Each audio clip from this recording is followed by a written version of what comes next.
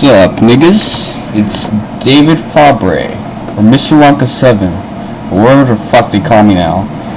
And I'm going to respond to Mr. 1001 Nights video giving 6 reasons, or 6 arguments against anarcho-capitalism. Now, I admit, this guy's extremely smart. I saw his videos a long time before this one, and he's good. There's no doubt about it. But first I'm going to tackle each issue individually. And my problem is not as much the fact that he is a socialist, but he is basically arguing that anti-statism and capitalism is impossible. Which, I don't think so. Not really. Now,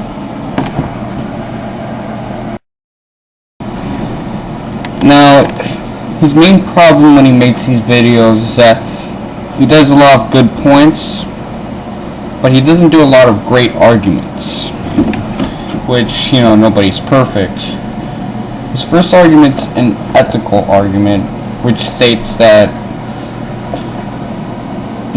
there can't be a connection between capitalism and anti-statism because both the state and the capitalists use extortion in their own way. The states do it deliberately. They put a gun to your face if you don't pay taxes, and capitalists, they just give you the threat of starvation if you don't get sufficient money for a living for not doing a good job or a job that they hold in standard.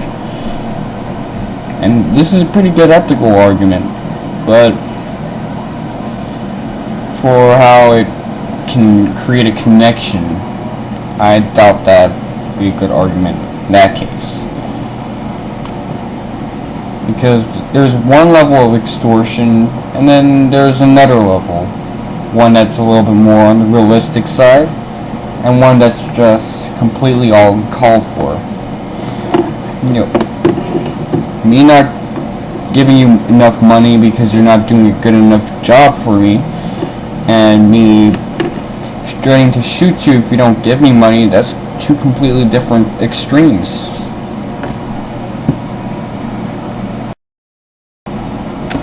Now, the next thing this guy mentions is how there's a correlation between capitalist societies or bourgeois societies and essentially states. Now, this could be true. This could be an argument that's unvalid. True, maybe true, but unvalid because of the correlation causation fallacy. Now notice that I'm not really debating any of his points. I'm just noticing the flaws in his arguments because they are there, and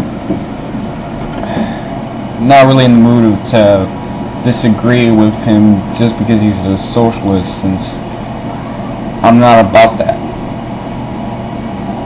I'm just trying to say that I don't think that capitalism destroys a stateless society.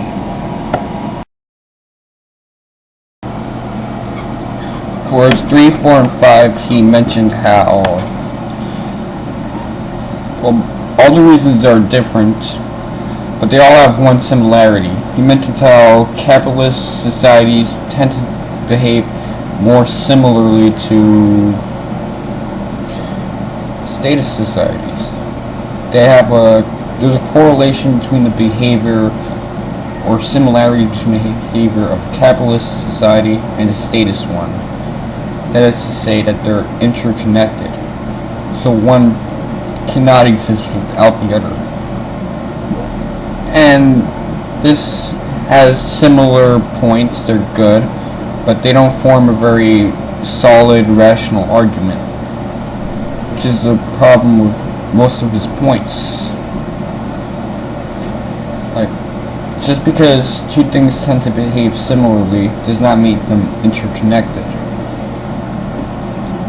Just because one guy's a jerk and another guy's a jerk doesn't mean that they're friends. And as for number 6, he states that Anarchism is basically not devoid of coercion, just it minimalizes it. And it minimalizes it to end wage slavery.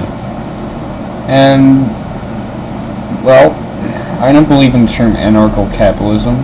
I believe in the term libertarianism as a substitute for that. But I'll just take his word on it, on the definition, on the etymology. Because at that point, sure, he can use language to illustrate principle. So that's basically all I have to say about this video. Not a lot.